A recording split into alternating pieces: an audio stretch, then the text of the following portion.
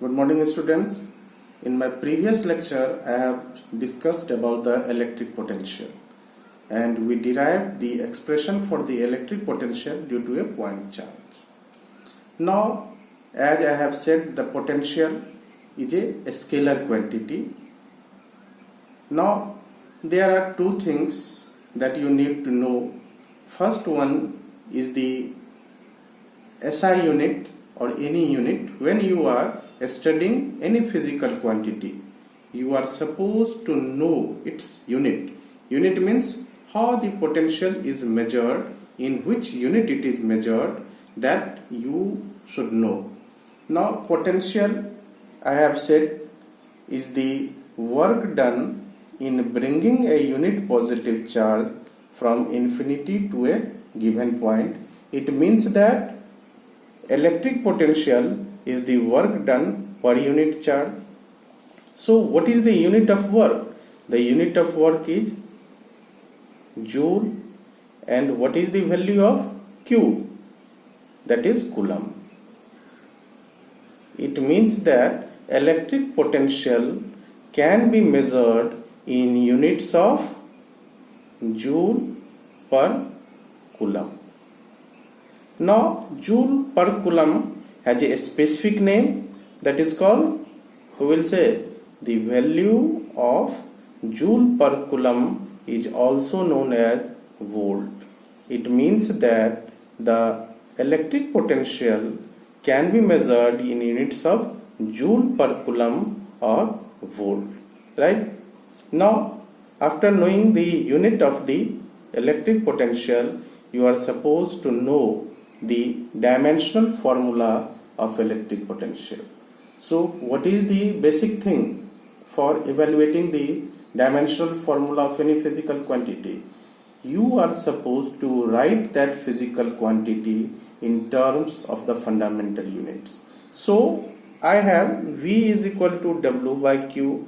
Now, I will write this expression in terms of the fundamental quantities.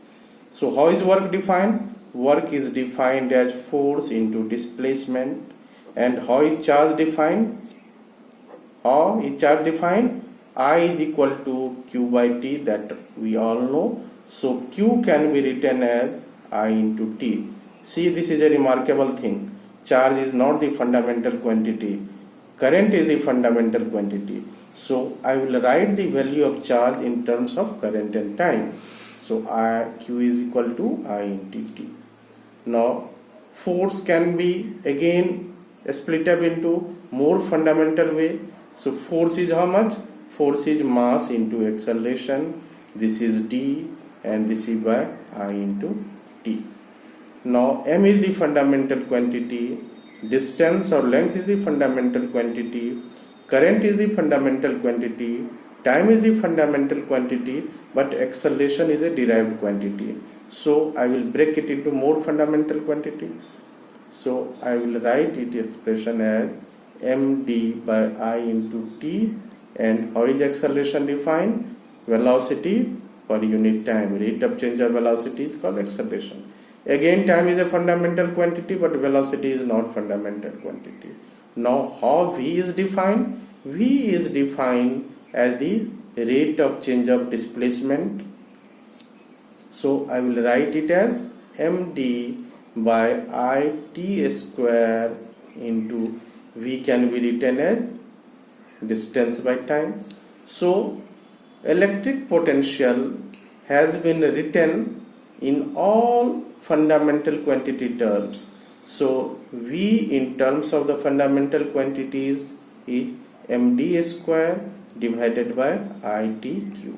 Now you write the symbols of all the physical quantities associated in the expression. So mass is capital M, D is the distance, it is represented by L, so this is ml square divided by, what is the value of I? What is the symbol of I? That is capital A for ampere, because current has the unit of ampere. And what is T? T has capital T. Time has representation.